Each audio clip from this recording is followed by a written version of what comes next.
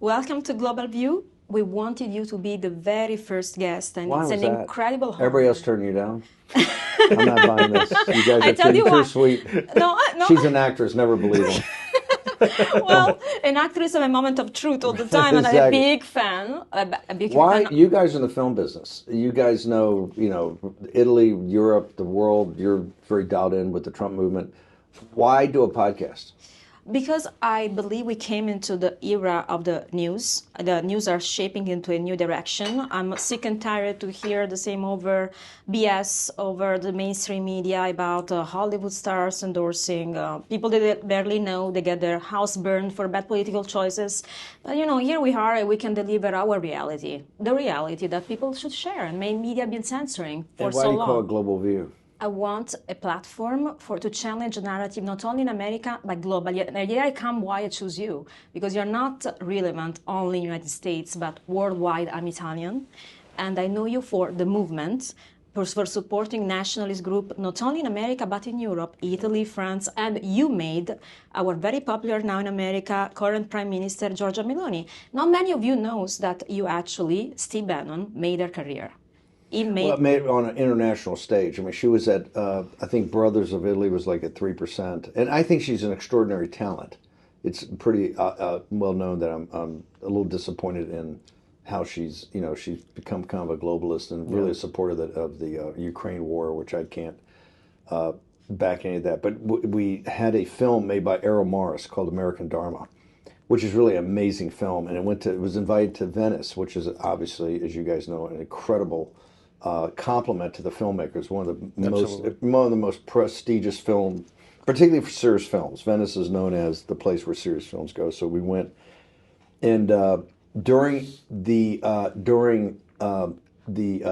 marketing of American Dharma and going to Venice, there was another documentary made, and the filmmaker and Georgia agreed to come to Venice, and she was actually in the documentary, sitting at a table just like that, where we had a guy from The Guardian that was there in there, and he attacked her for being a fascist, and she was magnificent. I mean, she really came out so articulate, such a fighter, and kind of exploded after that. She when the film came out. She was, just took her next level internationally, right? Because as a fighter, everything like that. As you know, people in the populist right or the populist nationalist movement were very anti the Ukraine war. We think that's been a horrible, horrible tragedy, and it's just terrible. And we didn't want any American involvement in it. And even as we speak today in Washington, there's a huge fight behind the scenes on the President Trump's side about those of us that are strong advocates of get out now and don't get engaged. President Trump's hands are totally clean on this. If he had been president, if they had stolen the election and let him be president, there had been no Ukraine war. This thing had been sorted. Now we're in a situation that, within President Trump says, 1 million dead or wounded Ukrainians and about 750,000 dead or wounded Russian troops. And the place looks like Dresden in 1945. We're in a horrible situation that I believe even the negotiations for the Ukrainian people will be even worse than the Donbass and Crimea. And here we are. They're trying to make it President Trump's war, the globalists. And so I'm very disappointed in Meloni's support of the Ukraine war and hope that President Trump doesn't get sucked into this. Let's go off of the Ukraine war. What was the globalist agenda to instigate this war between Ukraine and Russia? One of the things the globalists want to do is that we don't teach 20th century history correctly in the United States. The United States, in people are taught in the United States that the World War II was Pearl Harbor, Normandy, and the Holocaust, and that's it. And really what it was is a war for the Asian landmass, which you see occurring again here in the 21st century, around the same areas it's happening. The Allies, and we're taught that our allies were the British and, these brave French and all this. Nothing could be further from the truth. The British were our allies, but the allies in World War II were the Russian people and the Chinese people. They were clearly led by bad actors. You can't get any worse than Stalin and the Bolsheviks. Horrible people. They'd already inflicted And the war started in probably 1931 in Manchuria and mainland China. The war was Imperial Japan and the fascist nations of Europe, Germany, and Italy particularly, but also with the compliance of all the NATO members today. Norway, Sweden either looked the other way except for England and small remnant elements in France and people like Poland behind enemy lines. So the Russian people took, I don't know, 50, 60 million casualties defeating the Wehrmacht. The Chinese people took about 35 or 40 million casualties fighting the Japanese, and they were our allies. If it hadn't been for those two, the United States and England, the casualty rates at the United States and England, I think would have been so high, I'm not so sure we would have defeated Imperial Japan. I'm not so sure we would have defeated Nazi Germany. I mean, we lost, 700, 800,000, I think, men, right? 600,000 men just dead, not the wounded, and a horrible, rates in Normandy and in the Pacific Islands. And we were planning on, a 4 million person landing in Japan with 1 million casualties. And they were talking about internally, that's why they had to expedite the atomic bomb. That's how the firebombing we did in Tokyo was pretty intense because we couldn't take those casualties. So you have to look at there are allies, and they've been tossed to the worst people in the world to be dictators. Then you come back to now the 21st century. There's the elites in Europe hate the Russian people. That's not our fight, and particularly in Ukraine, two Slavic entities going at each other on a border that we have no interest in, and even in World War II, no interest in. We have on the southern border, and they've sucked the United States in for $250 billion. And they're trying to get President Trump to commit to combat troops in the security force, Italians. And we said from the very beginning 3 years ago on the show, Professor Mersheimer said the Ukrainians are going to be led down the primrose path by the elites, the Atlanticist elites in Davos, Brussels, London, New York, to their destruction, and that the elites will fight to the last Ukrainians dead, and then they will abandon the Ukrainian people, and that's where we are today. And that's true, because now we have this issue that European Union is all in helping Ukraine, and Giorgia Meloni, despite her politics, nationalist politics, bought into this agenda. From a side, von der Leyen, the other time, Biden. But now she went to Mar-a-Lago, and she offered to become a mediator between United States and European Union. How do you think there is anything such? As Viktor Orban. Exactly. Yeah. That's where my idea. Look, President Trump is very fond of her. I know. Even Elon Musk. What about him? Elon Musk is even fonder of her. I'll leave he that likes one. pretty Italian girls. She's a pistol. She's a fire. No, she's in baseball in the United States. We call them five-tool players. Somebody's got everything. Can throw, can hit, can run for speed, hit for power. She does. She has every tool in the toolbox as far as a political leader. She's charismatic, she's beautiful, she's tough as boot leather. She understands where she wants to go. I think the disappointment, look, people should understand your show. I am a hardcore populist nationalist, right? So, and I admire the fact of the people in our movement have had to take tremendous beating for years. And she came, the Brothers of Italy have been around a long time, and she really led that movement in that party from obscurity to the heights of power, and the heights of power in Europe. And she's still, to me, on the world stage, one of the 2 or 3 most talented people in back of President Trump. She's not like a normal, most of these politicians like Bannon, they're stiffs. Yes. Right? She's got a real sense for people. Some of the things she did at the cultural conferences were amazing and reverted, rippled back into the United States, her stand on family and traditional family. So then that's interesting. What is the ingredient for a successful populist leader moving forward? Number one is authenticity. You must be authentic. If you look at all the performative art, how politicians, and this is how why podcasts and as you get into it, social media have so dominated and taken over mainstream media. Mainstream media is too formalized. It's this kind of phony formalization, sitting here and talk, and you never really get to the heart of the issues, and you throw out talking points, and people, the modern world's gotten past that. People don't want to do it. So number one is authenticity. Mm-hmm. Be yourself, and in being yourself, show people you're a true populist, not phony. So number one is authenticity. Number two is toughness, grit, determination, the ability to see things through and to get there and to close. So grit, determination, number two. Number three, and this is where I think our movement separates out from everything, from all else, resilience. In the modern world, right, in modernity, there's so many other powerful forces around you. You're going to get knocked on your ass. You're not going to win everything. You're going to have days that you lose. You may have stretches where you lose. You may have when things don't go right. The whole moving up the octaves, I say, to make things happen, right? You know, normally if you try to accomplish something, your attention gets diverted. You'll have defeat. You'll have setbacks. You must have resilience. In the modern world, resilience is all important. And underpinning all that, those three, is courage. Courage, both moral courage and physical courage, is the underpinnings of those virtues. It used to be, I think it was Churchill or Shaw, said courage is the most important of all virtues because it's upon courage that all the other virtues rest. Yeah. And but those three are the big that separate us out. So authenticity and the others. And you had a lot of courage. I remember last time I met you, you were heading to prison, and you shared the same experience. You've been to prison too.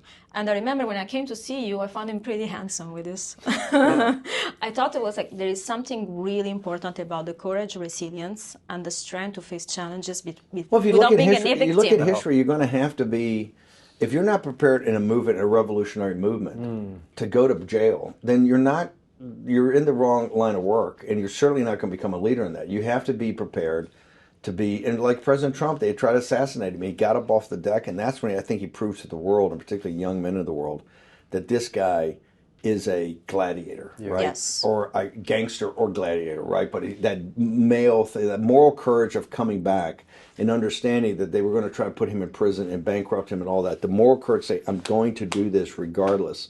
Then the physical courage of being shot. And people are trying to say your adrenaline's first of all, your adrenaline's pumped up standing in front of 10,000, 20,000 people, or 50,000 that day. And then to be shot and the Secret Service on to stand up with the blood coming down and say, fight, want the microphone, fight. It was that physical courage. And for us, it's the same thing. If you're not prepared to go to prison, you're just in the wrong line of work. President Trump was just Jack Smith alone. Yes. Jack Smith alone, the indictments on Trump alone, I think was 325 years in prison. Your audience has to understand one thing. They wanted Trump to die in a federal prison. Yeah. Right? Yes, They wanted us to go to federal prison for long stretches of time, but they wanted Trump to die in prison. That's what they wanted.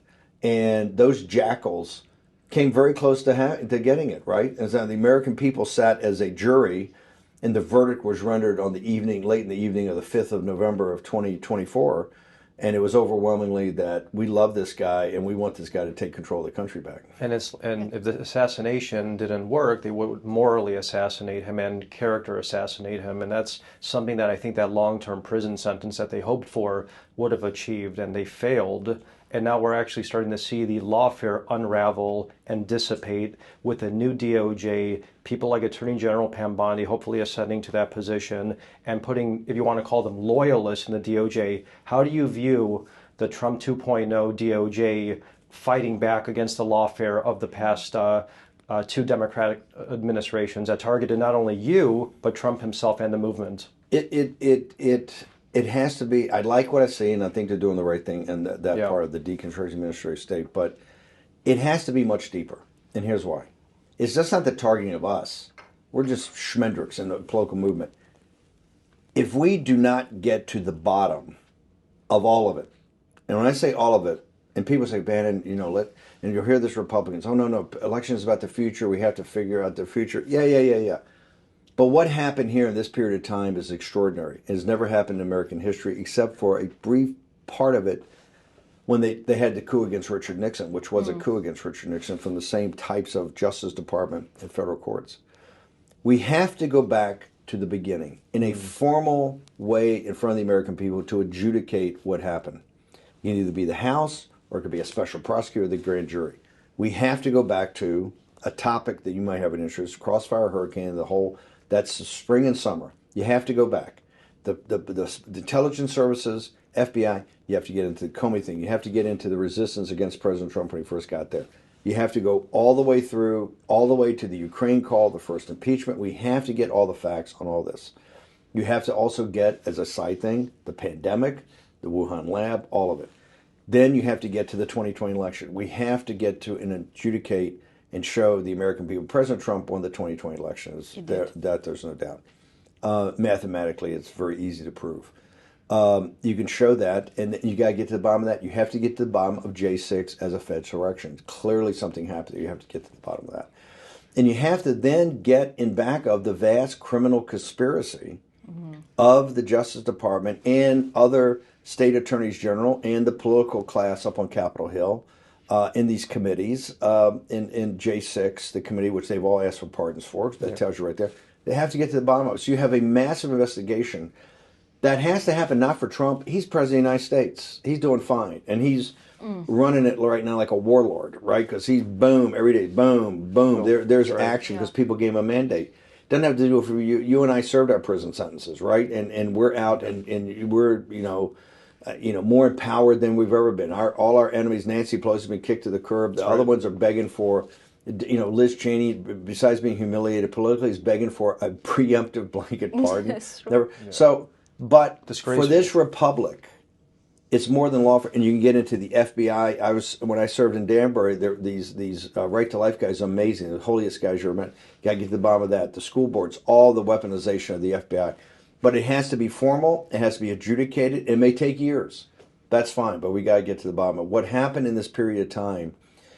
Is unlike anything that ever happened in American history, and we can't let it happen again. And the way you don't let it happen again is to expose it and then hold those people accountable, right? And I mean prison sentences. I can name 100 people that should be in prison, and I think if we do this correctly, we'll be in prison.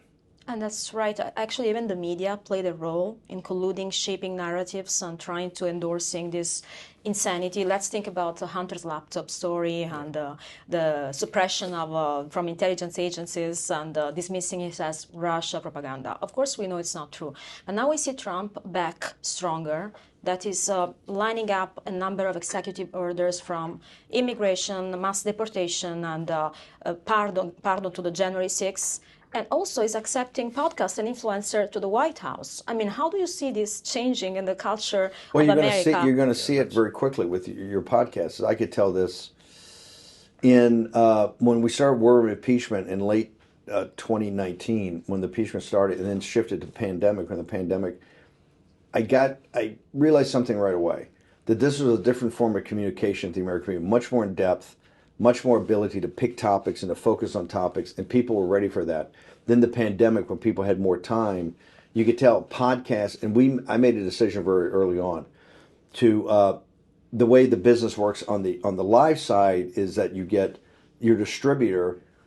There's X amount of minutes, let's say 15 to 18 minutes of advertising time in every 1 hour, whether it's radio or television streaming.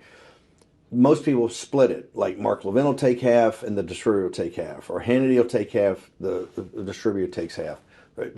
With the advertising. And then you turn to somebody with those minutes and you have them monetize it and you get significant revenue, and that's how you pay ad revenue. That's how you pay for the show. Mm-hmm. I made a decision early on that all the advertising breaks, we wouldn't take any. I want to be totally free. In fact, not take any money out of no cash out of the initial distribution, because I want people to be incentivized to push it. You own all 18 minutes. They're all yours. Make sure that the most valuable minutes you've got, we're ubiquitous. No paywall, never have. What we want is reach. Yeah. And not reach on a mass basis. We want reach. Our show is very much based for the tip of the spear of the activist. We wanted to empower people to finally use their agency to take back political power for themselves. And so that's the whole show. We built it upon more in-depth, more serious conversations, things that really connect more Wall Street and economics to political power, so you see how really the country's run, and to make it ubiquitous everywhere, and to make sure that people got it free. They never had to pay for it. And all they have to do, the only thing we request of them is to kind of share it. So the model's worked out. And we have a sponsor model that we do the sponsor reads in the show, so people can't cut them out. And it's worked very well. We get great, and we make sure that every sponsor we have is in a vertical we essentially cover, so we can interweave it into the content of the show, and it doesn't detract the audience. And then we can bring the sponsors on, and once every couple of weeks, and have a conversation where they give more in depth of their business and build a relationship with the audience, and it's worked out well so far. That's great. And so how do you see then shows like yours and having a White House correspondent? It's everything. This White House, we tried to do it in 17, and we just weren't there. Yeah. Cable's still too dominant. Yeah. And because I wanted to move the you guys have been in West Wing, to move the White House press it's an old pool that Jack Kennedy used to have. Return the Brady room. When you see that little tiny Brady room, that used to be the White House pool. I didn't know. Yes, that used to be the White House pool.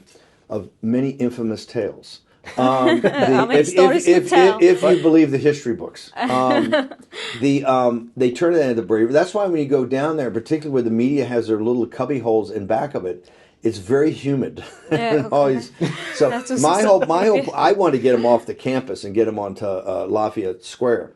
They're now doing, going to put them in EOB. Okay. But they are opening it up to where the real power is. It's podcasters, it's influencers, it's streaming services, it's all this, because the volume is just vast. And to TikTok people, to people on Instagram, and this is where it should be. We've taken, I keep telling people, we've taken the power from mainstream media. Yeah. The very formalized, stylized thing, almost nobody really gets their news from that anymore. They're getting from podcasts. Now, that being said, we own this. We got to stop the victimhood. Oh, the mainstream media, the liberal bias. Hey, forget the liberal bias. Right now, you're driving. You just took President Trump, and I'm quoting Graham Allison, the great Harvard strategist and Henry Kissinger's old partner, at Davos the other day, where he told the panel, he said, look, guys, this guy was dead, and we were happy he was dead. Politically, it's a resurrection, a political resurrection. And we've been mocking him for 4 years, and we got caught beside surprise. So this guy owes us nothing, and his movement owes us nothing. And that's why I'm saying, to do that resurrection, and the people, the podcast that did it, you own it now, and you have to act like you own it, and have that swagger, or since this is a podcast, I can say this, Trump's attitude of not giving a fuck, right? Because he doesn't, right? He doesn't. I love that. That's his attitude right now. Hey, I'm the boss. The American people got my back. They've asked me to do the following, and we're doing the following. Exactly. We're not going to pull any punches. And I love that. And we should stop also this nonsense of people saying, I'm a silent Trump supporter. I can do that. I lose my job. Then fuck off too. Sorry, because I don't like that. Yes. I don't like it. You own it. That is flipped. We did have that problem for 21, 22, and really up to 23. We had a huge problem of the suppression, the debanking, the deplatforming. I mean, the thing I'm proudest about Workroom, we're the essentially number two political podcast almost every day in back of Pod Save America, the Obama guys. We are in the live, that's just the podcast, which we take the live show and condense it into a podcast. Don't lose any content, but the times for the ads are shorter. The live show is bigger than the podcast. We're banned in perpetuity on every platform. We're banned on YouTube. You can't get us on, if you Google, it's impossible. We're banned on Facebook. We're banned on Twitter. We're banned on on, I think, Instagram, TikTok. And people say, "Oh gosh," our YouTube. They say, as soon as our guests come on, we just ask them to put the content out. They all tell me they either take it down immediately or they suppress. So, but you still have million viewers. Well, man, you have million viewers. Yeah, people will find, if you put out great content. Yeah. There's enough influencers out there and people, and we've trained people now to be what we call force multipliers. The only thing we ask of people is one thing.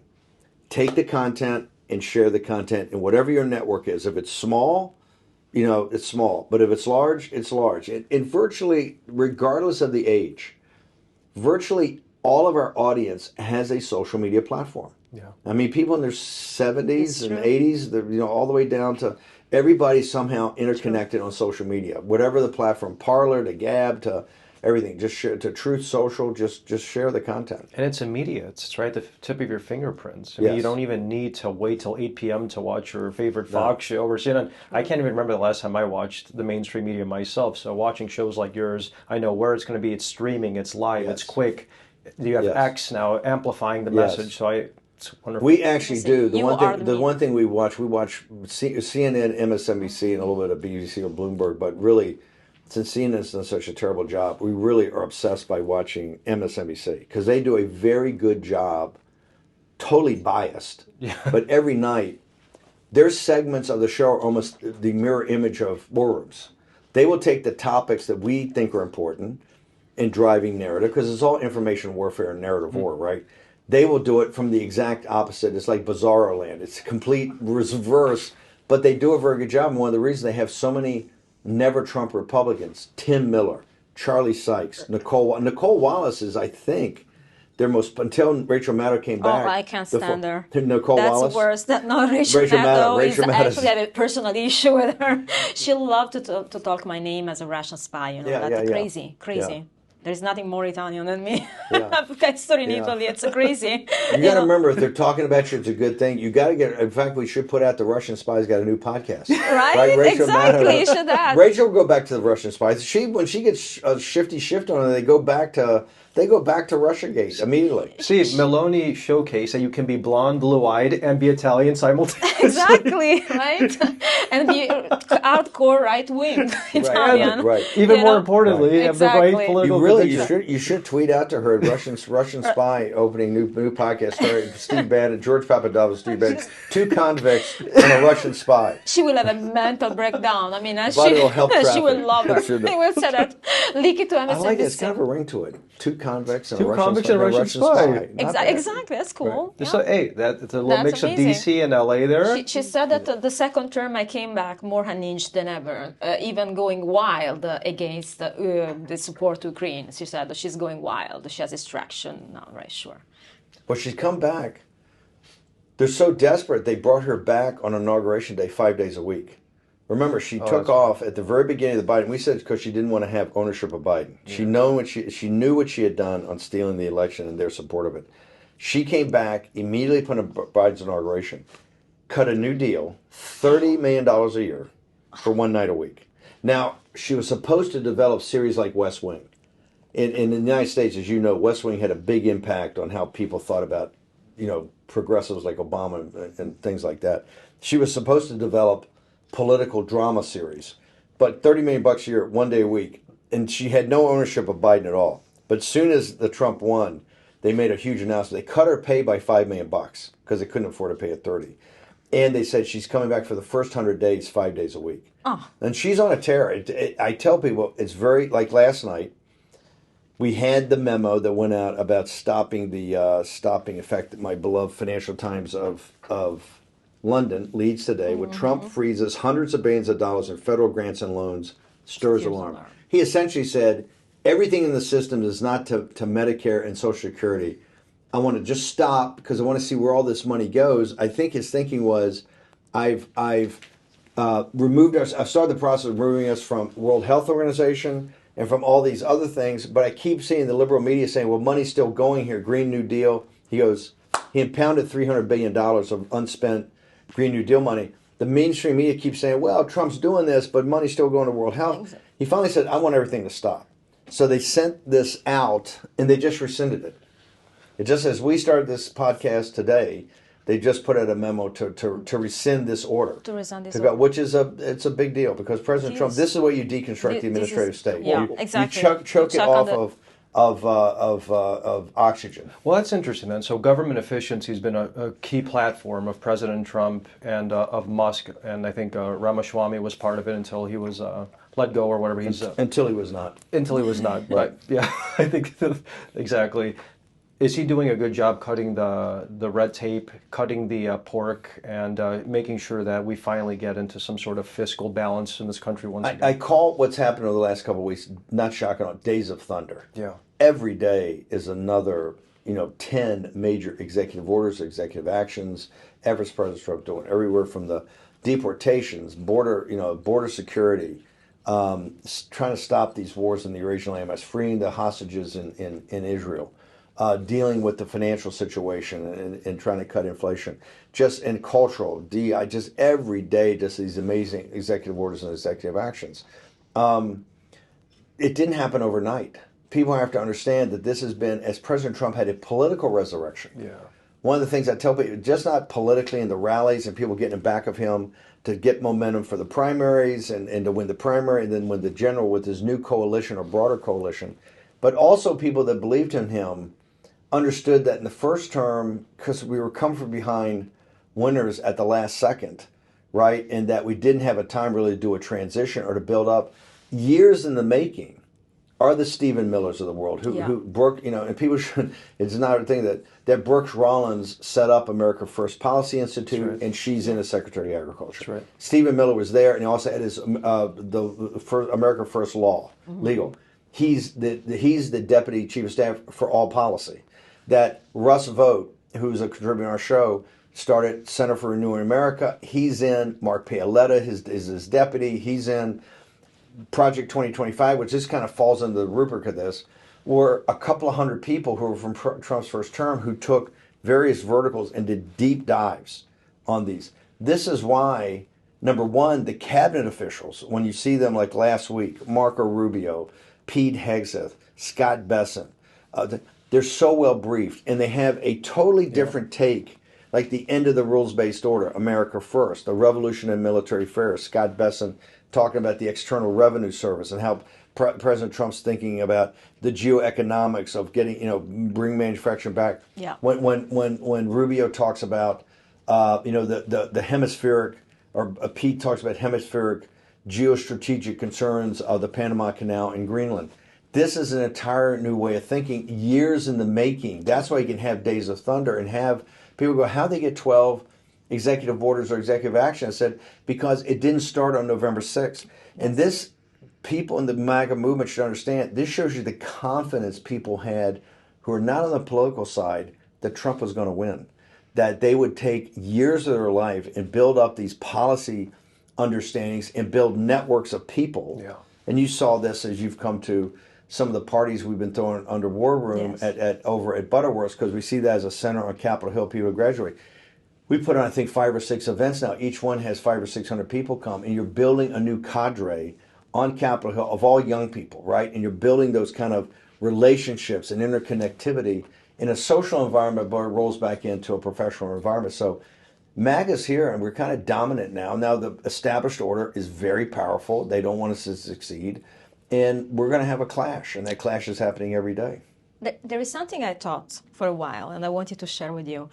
For me, you are a veteran, but also a pioneer of MAGA and America First at the same time. They are two different things. I think with the cultural and political shift that is building up for years, could you see yourself one day as president of the United States? No.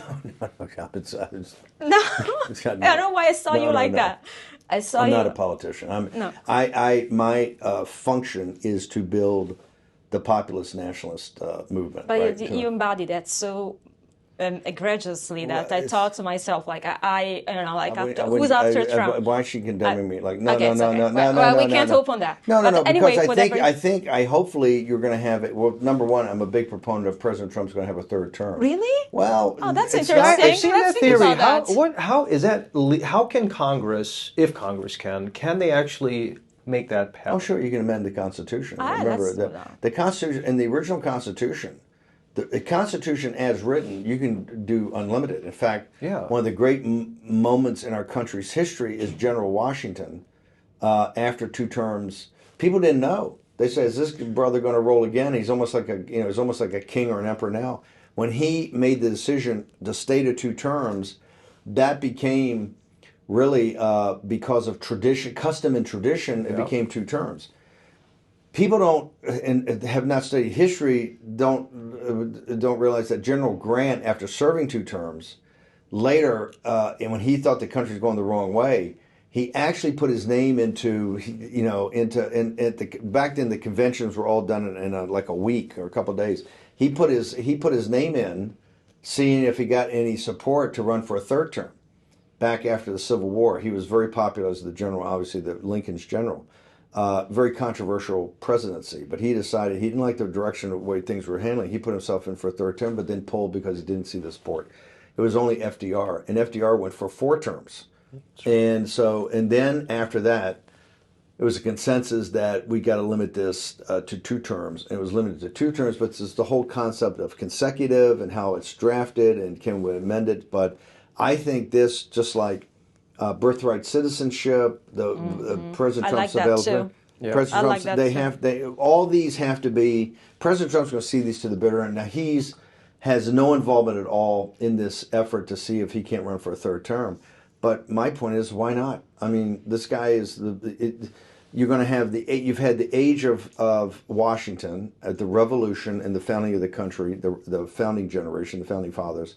Then you had Lincoln, and now you have this is the age of Trump, and it's what I think the never Trumpers and the progressives hate the most. That I think they've even come to the understanding that this will be known as Trump came out of nowhere as a businessman, not a politician, changed the direction of the country, saved the country, and took the country in a totally new direction. And my point is that, hey, if it's, we have the possibility, he's the guy, and he's sacrificed enough, and he's done such a great job.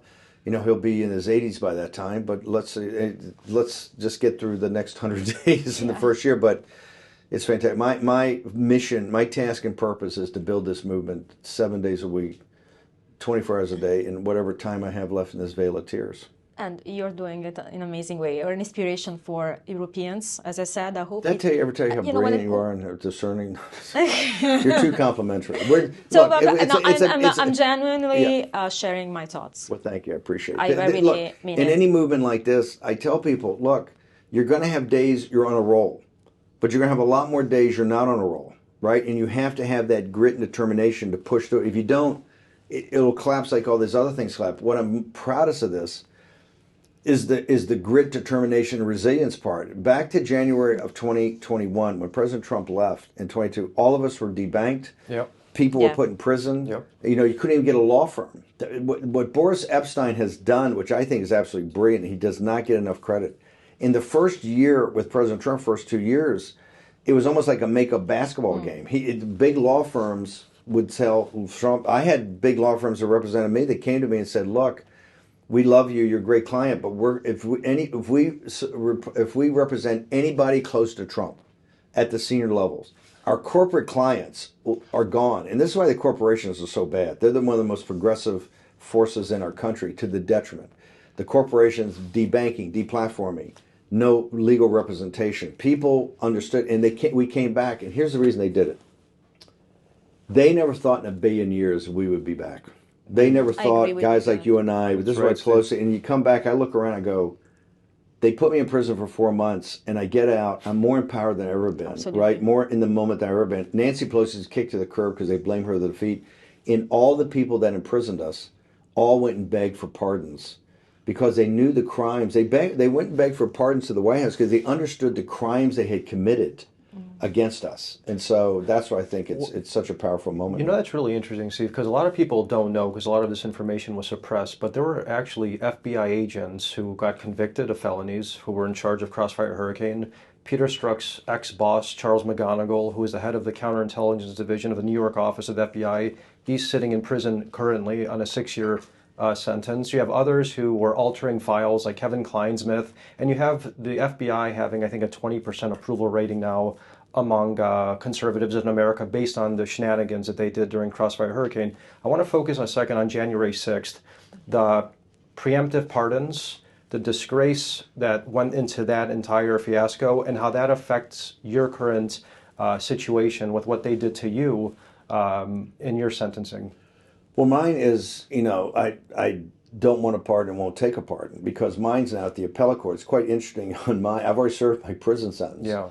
And the people just got fired that were the prosecutors, including Jack Smith's team. Not only the two prosecutors, but all his junior people showed up the day of my sentencing to basically mock me while they're sentencing me. The woman who perjured herself, they only had one witness, the woman who perjured herself, that was general counsel to the committee, took a pardon also, right? So these people are criminals. I believe in Tom Fitton's. Remember, they ain't got a pardon until this Justice Department executes the pardon. They've been granted a pardon. Doesn't mean the pardon has been executed. By Biden waiting up to the last second and trying to be cute so he didn't get political blowback and could just run out the door, he leaves it to the follow-on Justice Department to actually execute on it. I think there's a big question of whether those will be executed on or not, because I think these people have to be brought to justice. The appellate court still has not, en banc, has not ruled on my case.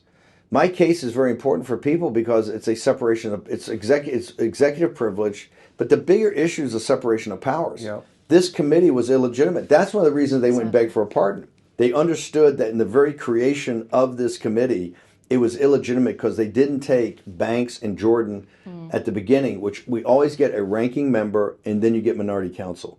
Here they threw out the rule book. They wouldn't take, Pelosi would not take the Banks and Jordan because, quote unquote, they had been insurrectionists. They had been the people that they, on January 6th, they were going to question the certification of the Biden electors. And so she handpicked, Cheney and Kinzinger, all those guys, and with no minority counsel. This is why on TV it looks so bizarre. The Republicans really weren't Republicans. They didn't get the information, and they couldn't cross-examine witnesses. This is why the whole thing didn't really have any, like Watergate or Iran-Contra, where you have the tension of a courtroom. It's the way it's supposed to be. And it actually makes for more drama. They wanted just something gunned to get right to a conclusion and then send a criminal referral to Trump that then can set a criminal process to stop him from running for re-election. That was the whole purpose of this. This is why they went and begged for pardons. This thing was a criminal activity that started a chain of events of a vast criminal conspiracy, including DOJ, including the attorney generals, including people all over the country, and the media who was in on it. And that's just one part. The other part also I want to go back to is your situation. I mean, what's fascinating, the American people don't know, because one, we didn't really, Trump and myself and others that were surveilled, and we didn't really make a big effort to put that story out. There's some effort, but it hasn't been huge given the, every night, Shifty Shift. You look at Shifty Shift every night on TV, it's just bald-faced lies. Totally. But the fascination of, and the Five Eyes and the intelligence services. This is one of the reasons we have to deconstruct the administrative state and the deep state. And I tell people, I never really use deep state as a term because I said it's not deep it's in your face. The CIA is everywhere, and you can see in your situation. I mean, they honey trap. They have and the Don at Cambridge, which if you look at his what's the guy Halper. Stephen Halper. Yep, yes. Stephen Halper. If you look at Stephen Halper, as we say in football, his coaching tree, if you look at the people from Cambridge, Americans, that he has mentored, that have gone into the media and been big players, it's shocking. This guy was, and his son-in-law was the director of operations of the CIA. This guy's a major player. We've never made him famous. There's so much in your case, and all that even preceding when we got to power. In the power, they were out of control and trying to remove Trump. But they and here's what I tell people is so powerful about populist nationalism. They identified very early that this is a danger to the system, right? These guys are dangerous because these guys are talking about a new system. And we control this system, they're talking about something else. And Trump is just as much a disruptor. Plus, if you look at the fighters that he's attracting, these people are tough and they're smart, and we have to destroy. We had to kill it in the crib. That's why you in the spring and the summer of 2016, and then what happened in the fall, shows you even before Trump won, the very possibility that Trump not just could win but could present these ideas to the American people to start to question.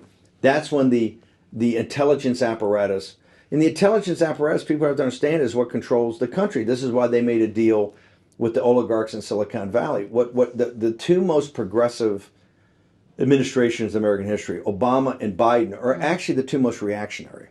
Because what they did, besides bailing out the sociopathic overlords on Wall Street from the 2008 crash and making middle class and working class people pay for it, right, with their tax dollars, they made, when Obama was read in by Zuckerberg and these guys on the power of social media at this amazing meeting at the San Francisco airport, which they told him this is the way you'll beat Hillary Clinton, by Facebook and these other technologies. They then made a Faustian bargain with these guys. And the bargain to Silicon Valley was the following. We will allow you to become the wealthiest people in the history of the earth.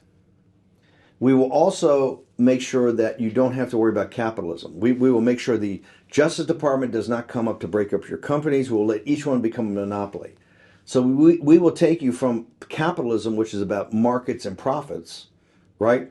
We will turn it into, we will let you be digital platforms and rent seekers, right? Which they are. Now think about it. You have, 75 electric vehicle companies. You have one search company, Google, a monopoly, never been touched by the Justice Department. Facebook, monopoly. Amazon, monopoly. Twitter, virtual monopoly. Every one of the major oligarchs and the venture capitalists like Andreessen were able to invest in. And here's what they did. They said, we will let you become an apartheid state. We will not allow, if you don't want blacks and Hispanics, if you don't want white working class, it's your call. We'll let you become an apartheid state. In fact, we will actually gun deck and change the immigration laws, legal immigration, to allow you to bring in South Asians as indentured servants. We will let you come in and hire them at 30 to 50% less and make them in horrible living conditions because they have to be compliant, because if they complain, you throw them out. But if they want that green card and they get their families in, they have to be indentured. So we have allowed an apartheid state.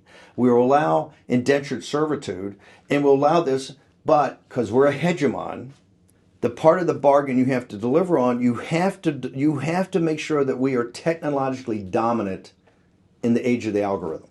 In the algorithmic age, you have to assure us. We're making you the wealthiest people on earth. We're giving you total protection. No FTC, SEC, Justice Department, none of it.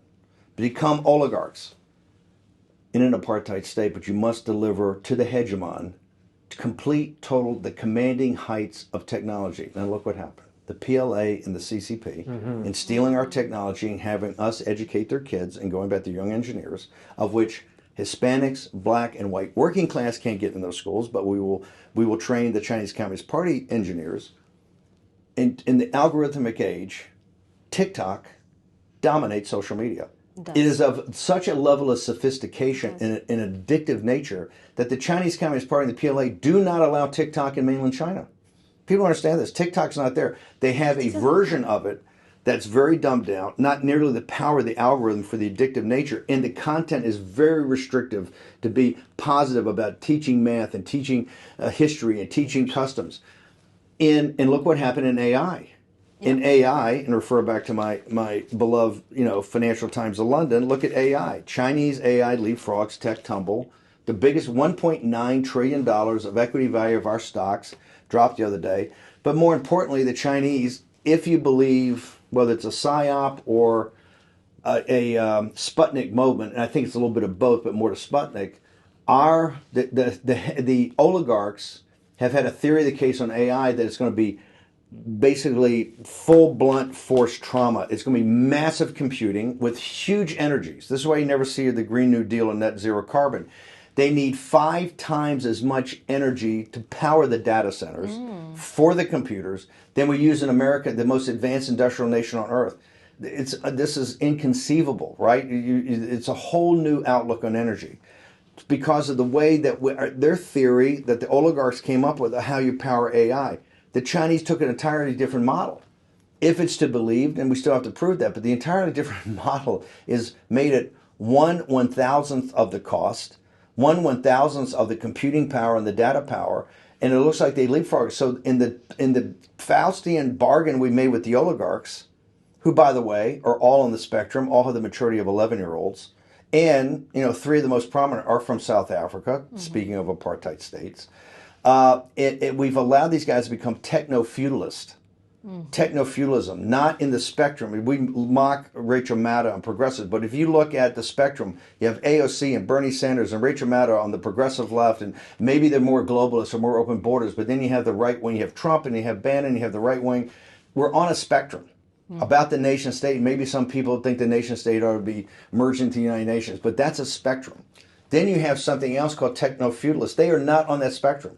They look at people. They don't respect humanity or human life. They want digital serfs, and if you're not a digital serf, you're going to be a quasi-serf until they can get you to be a total digital serf, in which they control the entire economic model, and they're rent seekers back to the landlord, like in feudalism. And this is a great danger in our country, and this is why I have to stand up. Everybody's afraid to do it, but I don't give 2 fucks because my economics is not related to these guys. I'm banned on all their platforms anyway, and we're the most powerful podcast in America in politics. And so somebody's got to take this on, and this is going to be the great challenge of our age. Do you think X with Elon Musk is going to be an alternative of free speech, or is just going to feed It's not free speech. He's not free. That's first my off, question. First off, I'm not. I'm surprised a week before he and I got into it, he finally came back. I've been banned on Twitter for years. They came back and finally said, after 2 years of him owning it, He came back and said, well, we'll open your account up. And I said, go fuck yourself. I don't give a fuck about my account. I'm never going to be on Twitter. I could care less. Now, some of my people are.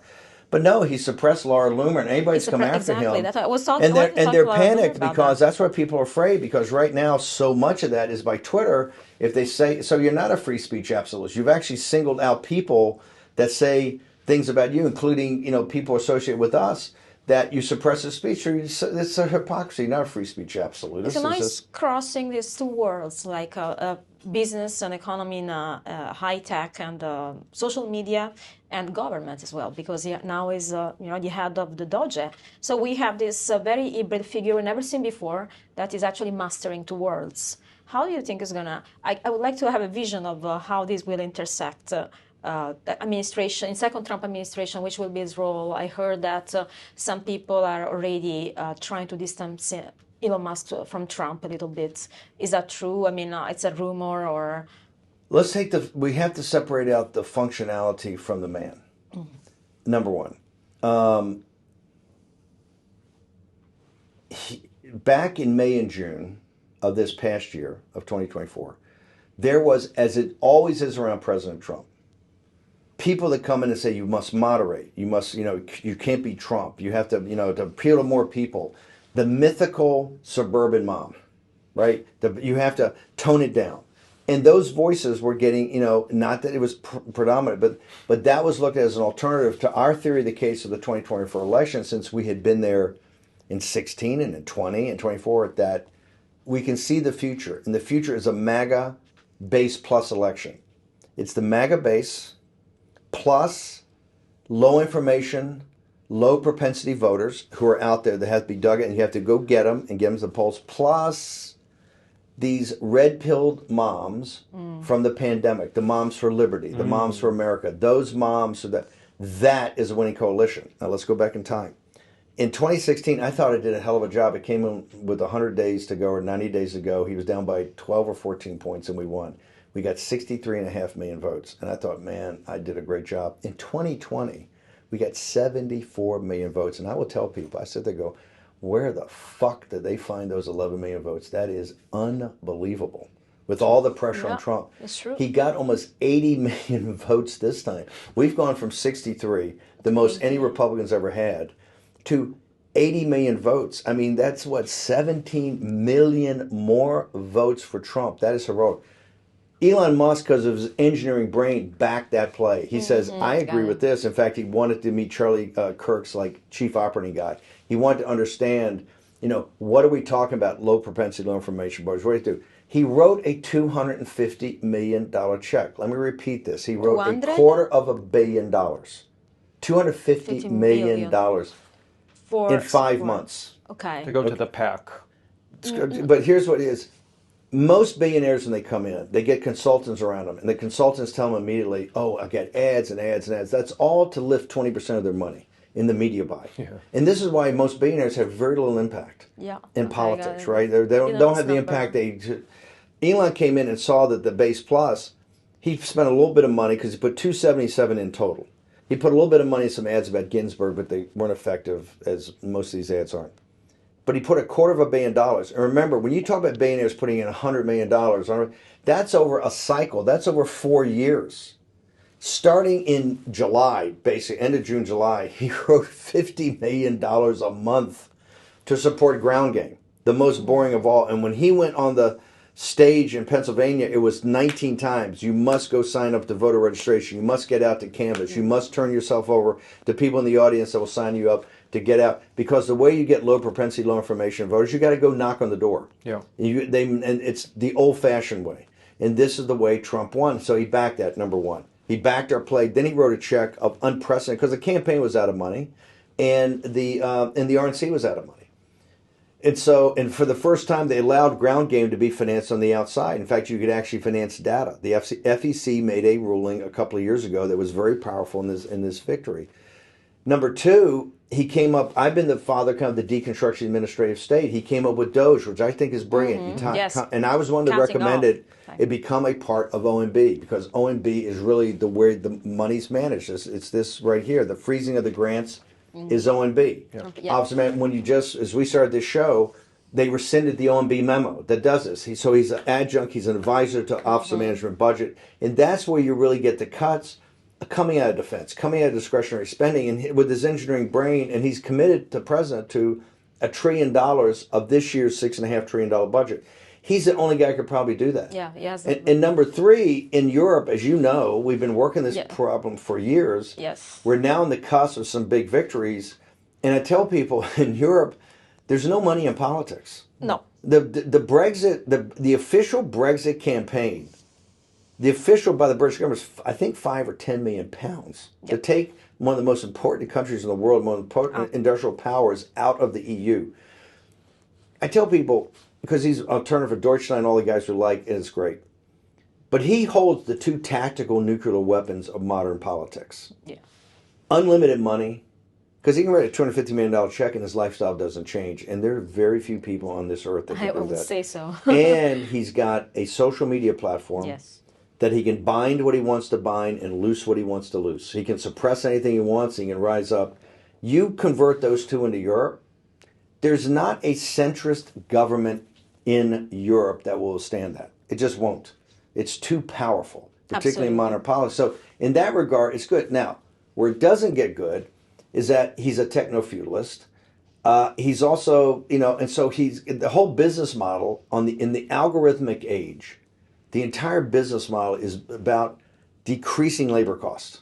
Okay, so they don't want people that come at premium price, and they certainly don't people that come with other ability to enforce, non-compliance, like American labor, which they should. You're an American citizen, so they go out of their way to bring in foreign labor at a cheaper rate. And when this first started, and he called American workers retards, and he said that he would die on this hill that they all had to be replaced, and they could be replaced. And they said skilled foreign workers. I said, go fuck yourselves. Millions of these H-1Bs, it's a scam. Millions are here, and I have challenged every company's done it. Challenged. I had one simple challenge. You show me of the fucking millions you brought here. You show me one in a billet, in a person that has a better skill level either through work or through education than an American counterpart. They can't show one because it's not made of that. It's made to drive down labor costs, and they hide in a thing of skilled labor. The American citizens in tech are just as skilled because these are not the Einsteins. They keep saying we got these high skills. I said, fuck you. We have a program you can bring in an Einstein. Remember the entire Mercury and Apollo program. We brought in German rocket scientists. What nobody says, the entire paperclip program brought in 1,250 German rocket scientists over a 20-year period versus hundreds of thousands of engineers we had in Southern California and in Florida for the program. If it takes 1,000 geniuses to monitor things today, I'm all for that. Mm-hmm. But as you go back and see the epic fail, and let's call the oligarchs out for their number one thing to get all this power and all this money was to keep us as a dominant technological power in social media and in artificial intelligence in the algorithmic age. They face planted. They're an epic fail. We gave them everything and they delivered nothing. In fact, they delivered things that take us down slower performance, whether it's Amazon, Facebook. These are very cumbersome things when you look technologically. The Chinese have had a Sputnik moment on our nickel, and that's what has to stop. And I'll never back down from these guys. Well, this is really interesting then. So you have these techno-feudalists who have cozied up to Trump now, including some of the other tech oligarchs. How's Trump actually going to balance his America First, pro-sovereignty agenda with these type of folks circling around him and pumping $250 million plus into his campaign coffers? That's how's he going to strike that balance? Okay, so remember, these are progressive Democrats, and the worst progressive. They were created by progressive Democrats who now say these oligarchs. They were all, except for Elon. Mm-hmm. And Elon, it's not that he agrees with us on the stuff because he's not a free speech absolutist. Yeah. He was, because of his engineering mind, a while ago he said, I actually think these guys are building a coalition that's going to win and govern this country for a long time. I want on board. Mm. And if I have to support and have to write and have to promote it, I am. So he was in what they call in Silicon Valley an early adopter, right? But the rest, all of them, their Damascene moment, their road to Damascus, was about 11 o'clock p.m. Eastern Standard Time on the 5th of November when Pennsylvania was called for Donald Trump. That's when Mark Zuckerberg and Mark Andreessen and, Jeff Bezos and all these guys go, you know what? I think I'm with them, right? It's purely, and to wit... Fair weather fans, right? Business They're choice, worse. right? No, first of all, they're all criminals. Fuck them. They all go to, particularly Zuckerberg. Zuckerberg's I don't see his prison. coming back is crazy. Terrible, I terrible. really Now don't, he's all like to broed see out. him He's got the curly hair. inauguration. He's fully ripped. He's doing UFC. Fuck him. It creeps me out. Fuck, no, he's a total creep. So they're all creeps. No, and they're all 11-year-old boys. Bezos and another one of them just got medals. They just took medals from Biden in the White House 2 weeks before Biden left. These people are progressive Democrats. Now, what I liked about Trump inviting them, because the media, it was like a display case, right? Like Teddy Roosevelt had the big bison he shot or whatever. They were sitting there. As I said, it was like September 1945 in Tokyo Harbor on the battleship Missouri when MacArthur took the surrender of the Japanese Imperial Command. You had every oligarch there, and they're there as supplicants. Can you please take $1 million check? Can I please do? So and look, we have an issue, and President Trump, I think, is maneuvering it fine. He wants investment in the United States. Here's what the oligarchs have done. Of all the questions I have on artificial intelligence, because the age we're in now, you have a convergence of technologies onto a point called the singularity. Mm-hmm. You have artificial intelligence and artificial general intelligence, you have regenerative robotics, you have quantum computing, you have advanced chip design, you have CRISPR, gene splicing, biotech. Those are all moving at labs all over the world to this point. And on that point, on this side, is Homo sapiens. And we've been a species, I don't know, for 1 million years. We're the last of, Homo erectus, we're the last one to survive. Yeah. So Homo sapiens have gotten us 1 million years, and we are where we are. On the other side of that is Homo sapien 2.0 or 1.5, right? It's different. It's enhanced. Mm-hmm. And in the next couple of years, people thought it was science fiction. I mean in the next couple of years, because this was the beginning of it, to have a digital self that's there instantaneous. And it's Musk that's going to force this, because it's the enhancement. Our appendage. This is your appendage, but the thing is, they're going to put this. They can put this. They have the ability to put this in your brain right now. The chip. So we are just a matrix. You've seen the chipping on your chain. You go in there and flowing energy from our body. It's like a matrix going on. Well, and you're gonna. This is real, and you're going to have to make a decision for yourself and your kids. Do I need enhancement? And that has massive societal issues to it, massive civilizational issues to it, and massive personal issues to it. And the tech feudalists are all fine with that. They're rapidly moving down the path. Now, the dilemma we're in, and I'm not a Luddite, but I want control of these technologies, because the downside is the upside is great, but the downside's a bottomless fucking pit, an abyss. In order to manage this, there may be some regulation put in that, but right now, because it's an arms race with the Chinese Communist Party, and guess what they just told us in the Sputnik moment, we're losing the arms race. Now everything changes. These guys are called accelerationists, the tech oligarchs. They want to do anything to accelerate to get to the singularity, right? To get to that point where Homo sapiens on this side and Homo sapien 1.0 or 2.0 is on the other side. They're trying to accelerate to that moment. And unfortunately, what's happened in the last 48 hours, 72 hours, is an accelerationist stream. It drives us to make decisions we wouldn't normally make if we had a chance to think about it. In other words, all money has to go into AI. We have to catch the Chinese. We always have to have the commanding heights. This is like nuclear weapons or biological and chemical weapons back in the 40s, 50s, and 60s, when we had to be dominant in every range of this. What does that humanoid look like then? What does the winner, either the Chinese looks like you?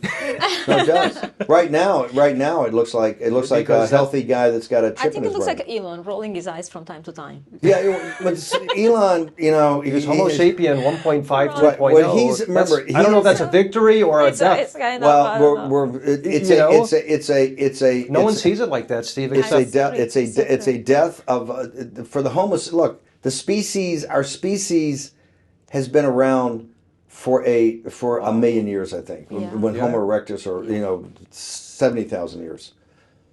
It's a decision point. If you're a believing Christian, it gets back to the core thing in the Gospel of Mark. Mm-hmm. which the Gospel of Mark is Peter's eyewitness to Jesus Christ's life, his thing. So I would assume that if you were a working man and the guy singled you out to be he's the Son of God, you saw the miracles, and he singled you out one day, hey, when I'm gone, it's yours. I would assume in the gospel that you did that you would hit the highlight reel of the most important things, right? So Gospel of Mark, in Mark, which I think is the only time it's mentioned, Christ sends the disciples and the apostles out in the first time to go out on your own. He says, go out on your own and let's try it. I've trained you enough, go out on your own, let's just try this. And they're out and they're curing the blind and the lame and they're doing great things and they come back. Mm-hmm. And they said, we did this and we did this and we did this. And Jesus said, that's pretty impressive. And they go, but we got criticized. People didn't say great things. We got criticized because they said, you're Beelzebub and this is a dark power that we're a thing. And he said, and this is the Son of God, if you're a believing Christian. He said, there's only one unforgivable sin. There's only one eternal sin. Now, this is Jesus Christ, who was all about forgiveness. One unforgivable, one eternal sin. And that is to blaspheme the Holy Spirit. And if you're a Christian, you believe we're made that on this side of it's made in the image and likeness of God. I see where you're going. And that the enervating spirit is the Holy Spirit. Then here, and the problem with the Techno-feudalists and the oligarchs is they are homo deus. They're not ecce homo, which is behold the man. They are, hey, I'm a man, but I'm a God man. I can create something greater than man itself. And quite frankly, all the unforgivable sin, and all these guys are also all atheists. They don't believe in the Judeo-Christian West. So people we are hurtling towards a very dark, and that thing is going to be a lot worse than a little chat GBT that looks like it's, can get you a Wikipedia page or do something, write an essay for you quicker, or it's TikTok. We're in a very dark and dangerous age, and they're going to have, if we play this wrong, these are the kind of things you can't reverse. Yes. We're getting down to a path of alternatives of being thing, and we're getting to irreversible actions that are irreversible. How do we play this? Have a major first podcast upbeat. This is amazing. I forgot even about the presenter. This is for quick pause time wise. How are you doing on time? I got about 10 minutes. I got to be cognizant of how many questions left. That's why. So I say 10 more minutes. Yeah, 10 minutes. I got a. Do you need a refill of any coffee? No, I'm good. Fine. Okay. On that sunny note, you don't want to end? No, actually. The bottomless abyss. Stay tuned for our next episode. We're fucked. My last question is going to be, how are we going to fucking solve this? And what's the rainbow at the end of the tunnel? The power of America in the United States has been, and I see this in the burgeoning populist national movement throughout the world, of the three big moments we had, the Revolution, the Civil War, and the Great Depression, World War II. Eventually, it became, not the elites, it became a decision of action of the American working man and woman. Yeah. And in all three of those situations, they made the right decision because we combine both grit and tenacity and courage, but also decency and common sense. And President Trump calls this a revolution of common sense. Ultimately, this is going to get down to a decision of the American people, just like November 5th was. The mainstream media, all the elites wanted to crucify Trump and kill Trump and bury Trump and send Trump to prison and all the people around him. And to kick MAGA. Remember, we went from deplorables under Hillary Clinton to garbage under Biden. Yeah. Okay? They wanted to do it, and people rose up, including African Americans and blacks who in record numbers support us. 39% of African American men voted for Donald Trump. Yes. The most Hispanic county in the country, Starr County in Texas, South Texas, 97% Hispanic, voted for Hillary Clinton by 60% in 16, and voted for Donald Trump by 16% in 2024. The biggest change of any county in the history of the nation. So, and this is hardcore, working class, hardscrabble Hispanic families. So it's going to have to be the common sense and wisdom and of the American people. And that's why it's incumbent upon us to get the reality out of what's actually going on, besides this is much deeper than Steve Bannon and Elon, poking at each other or saying, Elon doing one thing and me commenting. This is very deep, and we're going to have to work this out. And these are tough decisions. So, but it's going to happen. This is a live fire exercise. This is going to happen in real time over the next couple of years. just one last one, or 2 minutes. We have seen Trump pardoning the victims of lawfare, January 6th. So he started his new term with justice. Well, the legacy of Biden is pardoning his family and criminals and Fauci. I want to know your take on preventive pardon of Fauci. They're terrible. I mean, Fauci, particularly people, I didn't take the vaccine. What does it tell us about what to inject? Think if you took the vaccine, you're sitting there going, hang on. You gave the guy a pardon because of something I put in my arm? I wouldn't be feeling great right now. But the Chinese Communist Party, he purged, we had Rand Paul today, he's purged himself hundreds of times in front of the committees, lying about gain of function.